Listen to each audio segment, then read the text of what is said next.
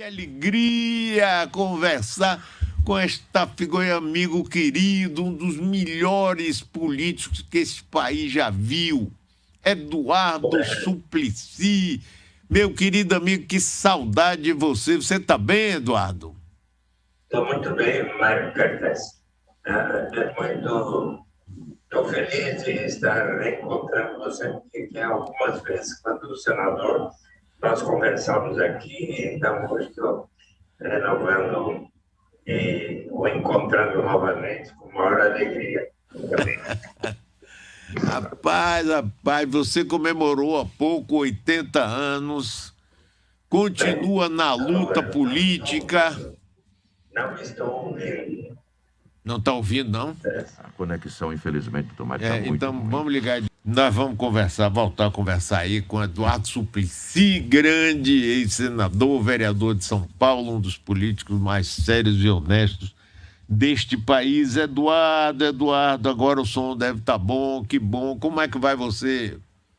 Estou muito bem, Mário, agora, e muito contente. Sabe que este livro, Um Jeito de Ser Feliz, que foi editado pela Contracorrente, foi lançado no último sábado, lá aqui em São Paulo, na Praça do Dom José Gaspar, na Cachaçaria do Rancho. E eis que sentei-me na mesa, era 10 para meio-dia, só saí às 8h20, portanto foram 8h30, foi quando precisei me levantar para fazer xixi, mas só então, e consegui, eis que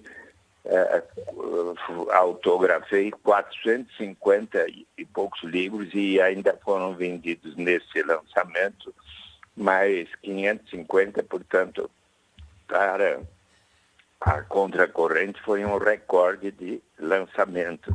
E eu fiquei muito feliz pelo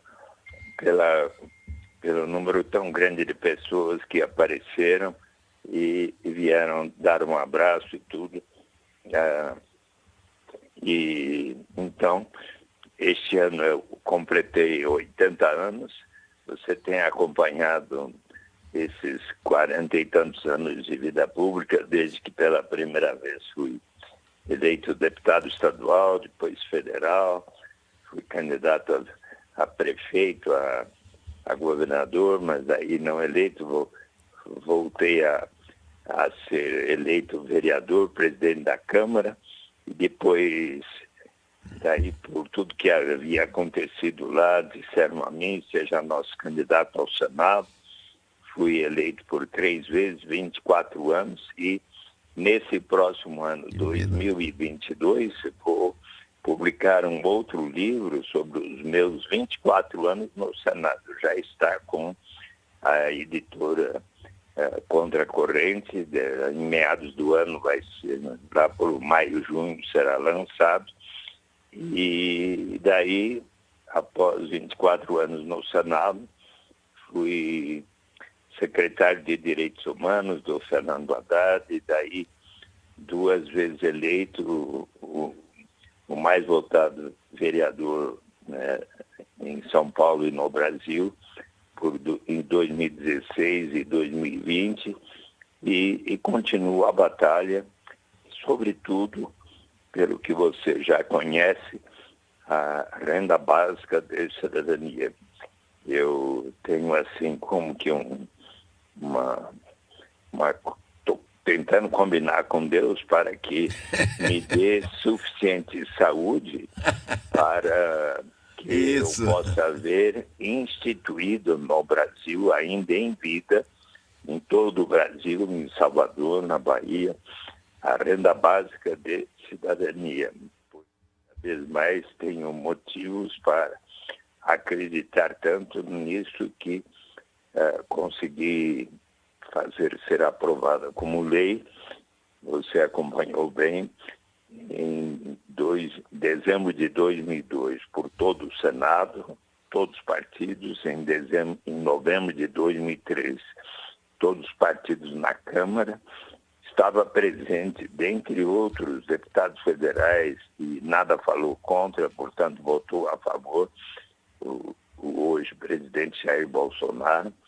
foi ao presidente Lula para sancionar ou não, e ele sancionou numa belíssima cerimônia, em 8 de janeiro de 2004. Diz a lei, conforme a sugestão do relator, o ex-governador de Minas Gerais, senador Francelino Pereira, do PFL, que havia sido presidente da Arena. Ele, depois de ter me dito, Eduardo, eu designado o relator, ele falou: Eduardo, olha, eu não vou ser mais candidato, estou com 81 anos, mas eu quero estudar seriamente a sua proposta. Eu dei a ele, então, meu livro, Renda de Cidadania. A saída é pela porta, ele leu com atenção, tinha acabado de ser publicado em 2002, e eis que, então,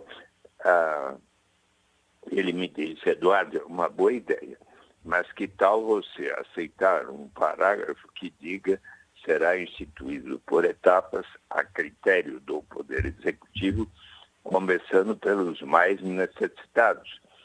E eu achei de bom senso, e graças a este parágrafo foi que o Congresso Nacional aprovou por todos os partidos, e foi ao presidente Lula que o sancionou nesta belíssima cerimônia.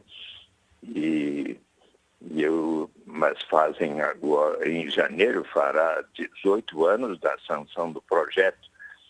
Mas acredito que você tenha a informação importante que aconteceu em nome de um morador de rua, Alexandre da Silva, português, de Porto Alegre, 51 anos, epilético. A Defensoria Pública da União impetrou um mandado de injunção junto ao Supremo Tribunal Federal, dizendo que este homem precisa estar recebendo, e todos em situação semelhante, a renda básica de cidadania. E eis que o Supremo Tribunal Federal, em 26 de abril último, decidiu, e todos os ministros 11 votaram a favor desse ponto de vista, de que o governo precisa regulamentar bem esta lei, e inclusive a partir de 2022 todas as pessoas que estejam em condição de pobreza absoluta ou pobreza extrema deverão estar recebendo a renda básica de cidadania, cujo valor ainda precisa ser melhor definido pelo governo federal e pelo Congresso Nacional. Eduardo, olha, você é uma pessoa querida e admirada pelo Brasil todo. Eu mesmo tenho uma admiração por você fantástica. Você é um sujeito que não desiste, que luta, não luta em interesses pessoais. Você está muito acima disso tudo. Eu só queria que você me contasse, assim, por curiosidade aqui para o povo da Bahia saber, como foi que você entrou na política? Em que momento da sua vida você disse assim: não, eu vou por aqui? E você, rapaz, é um verdadeiro cavaleiro andante. Eu nunca vi uma pessoa tão obstinada como você, sinceramente. Bem, justamente eu conto no meu livro um jeito de fazer política, primeiro, da minha formação. Meus pais, eu sou o 8º de 11 filhos, né? Paulo Cochrane Suplicy, Filomena Matarazzo Suplicy, me criaram assim e deram muitos exemplos de cristãos, eles valores, e eles eram muito católicos, eram membros da Ordem do Carmo. Meu pai foi por 30 anos presidente da Fundação Casa do Pequeno Trabalhador, que dava oportunidades aos jovens de 10 a 14, 15 anos para parte do dia serem guardinhas de automóveis com fardo, outra parte, ou em engraxates ou outra atividade, outra parte do dia estudavam. Eu muitas vezes ia lá acompanhando, percebia os meninos o abraçarem como se fosse um segundo pai. Ele também foi da campanha pela desfavelização de São Paulo, muitas vezes eu o acompanhei, e ele era uma pessoa que atendia muitas pessoas no portão. Morávamos ali na Alameda Casa Branca com a Alameda Santos, diante do Parque Siqueira Campos. Muitas vezes eu o acompanhava até o portão, falava com... E ele me dizia: olha, filho, mais importante do que você poder dar uma ajuda a essa pessoa é você ouvir a sua história. Algo que eu prestei atenção e acabei fazendo. E com toda a minha equipe falo para as pessoas: olha, quem vier aqui ao gabinete, seja um governador, um senador, um morador de rua, o que for, vamos sempre ouvi-lo com todo o respeito e atenção. E assim, eu, ao longo da minha, como menino, como adolescente, tantas vezes fiquei preocupado com diferenças extraordinárias daquilo que eu via. Por exemplo, quando eu tinha assim, uns 10 anos de idade, certo dia, dormindo no meu quarto em frente ao Parque Siqueira Campos, de repente acontecia, eu ia ver na janela o que era acordado e via ali algumas mulheres levando cacetadas e policiais que as colocavam na viatura policial, levavam para o distrito policial. 3, 4 dias depois estavam elas de novo lá vendendo seu corpo. São coisas que me faziam pensar: puxa, mas por que isso? Não é? E tantas, na minha adolescência, como estudante de administração de empresas, eu também quis muito saber das coisas. Um episódio importante, aos 14 anos, quando o noivo de minha irmã, Ana Maria, Dilson Fonaro, que depois foi ministro da Fazenda, de Sarney, eu me tornei muito amigo dele. E o convidei para ser meu padrinho de crisma. Ele me deu um livro sobre a história de Galileu Galilei. E eu também, na época, vi o filme sobre a vida de Nicolau Copérnico. Tem um certo momento em que a esposa, a filha perguntam a ele: o que você fica aí falando que a Terra é redonda, que não é o centro do universo? Você não vê que está incomodando a igreja e as pessoas no poder? É que eu quero muito saber a verdade. Mas por que tanto você quer saber a verdade? É porque é uma coisa humana. E aí, você sabe que quando eu li e conheci a história de Galileu Galilei e de Nicolau Copérnico, eu me transformei num aluno muito mais aplicado e passei de ser um aluno intermediário no Colégio São Luís para, assim, o sexto da classe. E daí, quando eu terminei a administração de empresas, eu trabalhei 1 ano com meu pai no escritório Suplicy de corretagem e desenvolvi lá um setor de exportação de manufaturado. Mas em fevereiro de 1966 aconteceu um concurso para ser professor de economia na escola da FGV, onde eu havia estudado. E eis que falei com meu pai: olha, eu quero muito aprender o que fazer de economia e tudo, para ajudar o Brasil a melhorar. E vai ter esse concurso. Se eu passar, vou poder fazer o mestrado, o doutoramento. Meu pai falou: olha, filho, veja bem se é o que você quer, porque ser professor não vai lhe prover o padrão de vida que você está acostumado, mas se for o que você vai lhe deixar, se for o que vai lhe deixar feliz, vou lhe apoiar. E aí eu passei no concurso, fiz 2 anos de mestrado na Michigan State, voltei para lecionar por 2 anos, daí voltei para o PhD, doutoramento em economia na Michigan State, também fiquei 15 meses em Stanford com uma scholarship, e daí voltei, professor tempo integral na GV, mas aos poucos, primeiro na Última Hora, depois na revista Visão, daí a Folha de São Paulo, Cláudio Abramo, que você conheceu, me convidou para escrever artigos de política econômica na Folha. Eu passei a escrever 3, 4 artigos sobre a política econômica ao lado nas mesmas páginas onde escrevia Joemir Betting diariamente. E eis que era 1976, quando eu e amigos apoiamos a candidatura pelo MDB de Flávio Flores da Cunha de Arembá a vereador. Nós estávamos numa pizzaria aqui em Moema, em São Paulo, comemorando a vitória dele, quando alguns amigos vieram à minha mesa e disseram: olha, nós estamos pensando quem é que pode ser candidato na próxima, em 78. E como seus artigos estão sendo muito lidos, sobretudo pelos jovens na Folha, achamos que você deve considerar.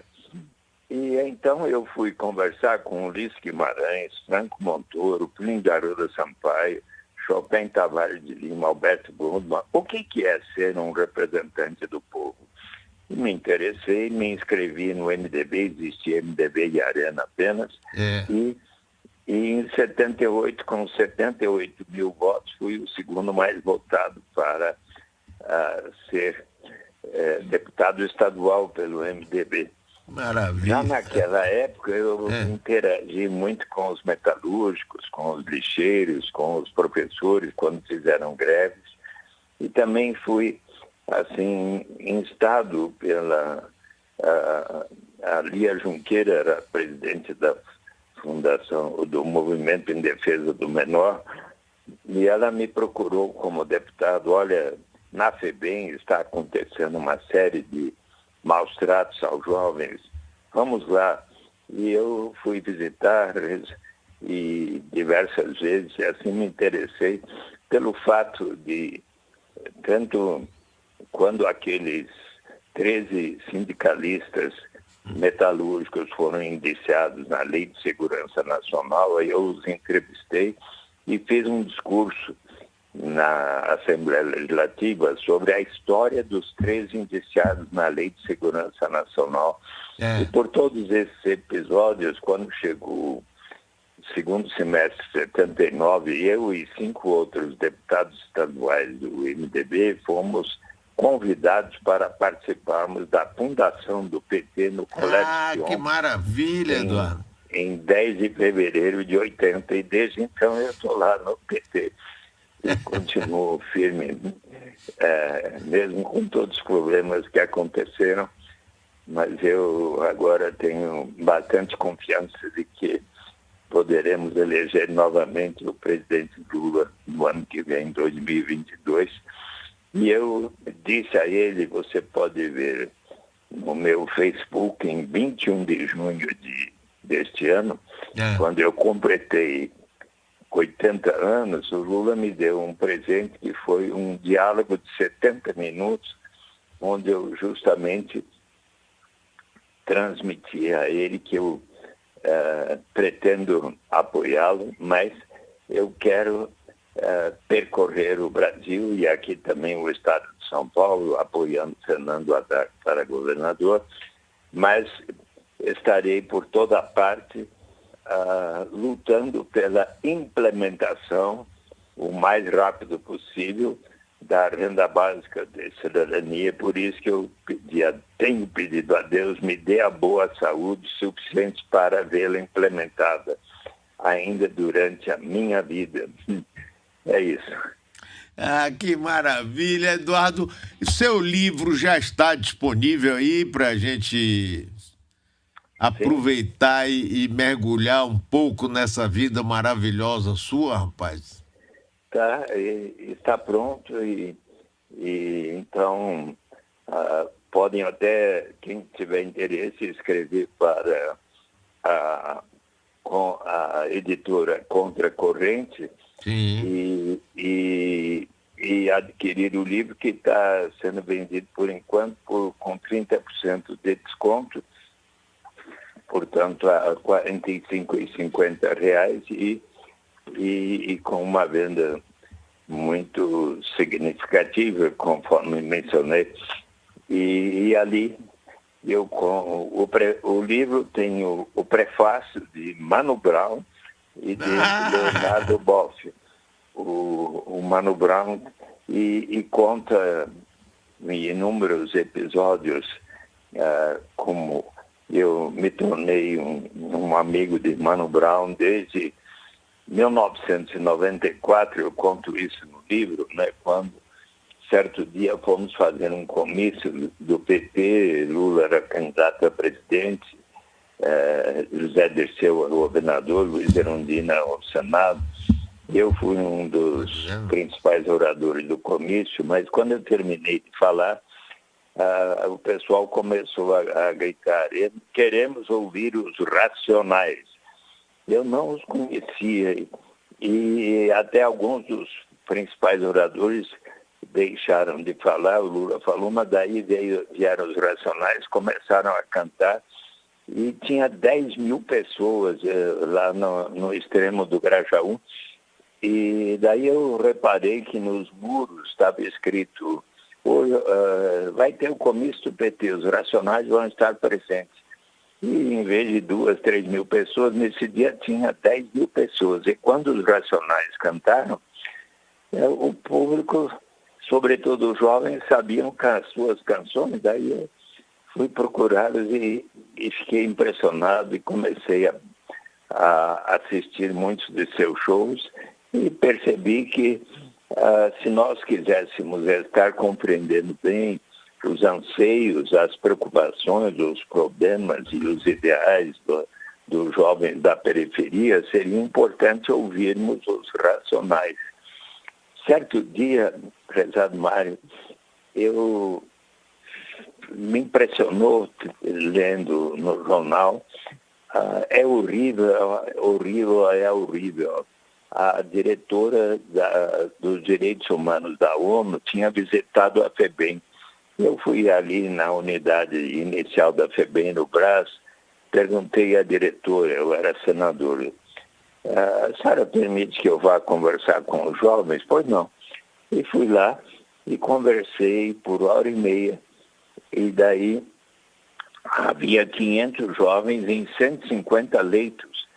E eu disse a eles, na minha explicação: olha, eu tenho a convicção de que se já tivesse ocorrendo no Brasil a renda básica de cidadania, o direito de toda e qualquer pessoa, não importa a sua origem, raça, sexo, idade, condição civil ou econômica, o direito de todos participarmos da riqueza comum de nossa nação através de uma renda suficiente para atender às suas necessidades vitais, para vocês e cada um das suas famílias.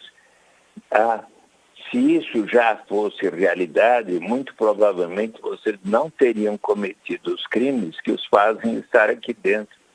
E eles me deram razão. Claro, Eduardo, infelizmente o tempo da gente esgotou aqui, mas eu tenho certeza que você vai vir aqui na Bahia lançar seu livro ou então participar de campanha eleitoral. E eu quero ter o prazer de rever você pessoalmente, a gente sentar aqui nesse estúdio, conversar, porque conversar com você é uma maravilha. E você tem uma profunda admiração por Eduardo Suplicy, um grande brasileiro que você é.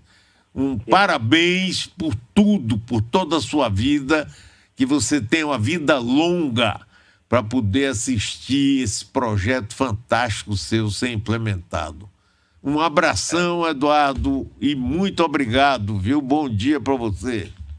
Foi uma alegria poder conversar com você E aceito sim esse convite. Eu tenho sido bastante convidado e agora já tomei minha terceira vacina. Isso. Agora eu vou poder aceitar convite.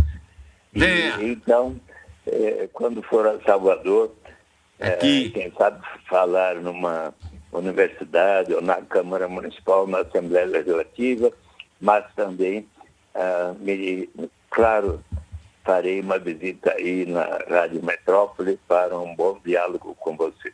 Tá bom? Grande abraço.